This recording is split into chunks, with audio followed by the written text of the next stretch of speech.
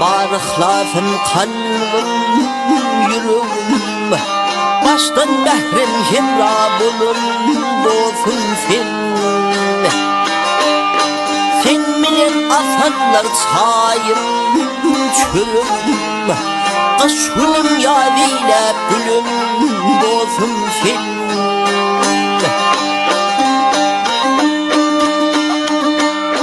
Sen bilen bir kuşak berdim bilimi, kovandırdım görür gülüm ilimi.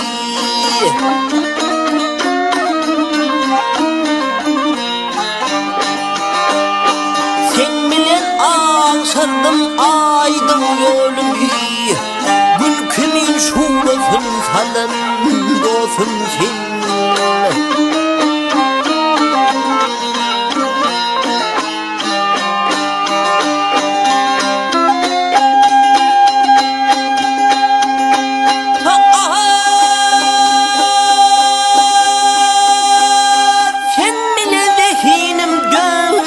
Almalı yaltanıp gül bolup gitti gelmedi. Yaltanıp gül bolup gitti gelmedi. Sen bilen nur çayar ay hem yıllara, şerişte himayet kılan dostum sen.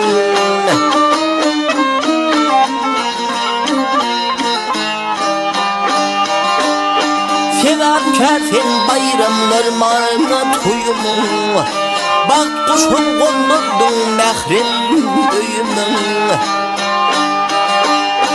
Dostumun meyde ben ömrüm boyunu, her işte himayet kılan dostum sen.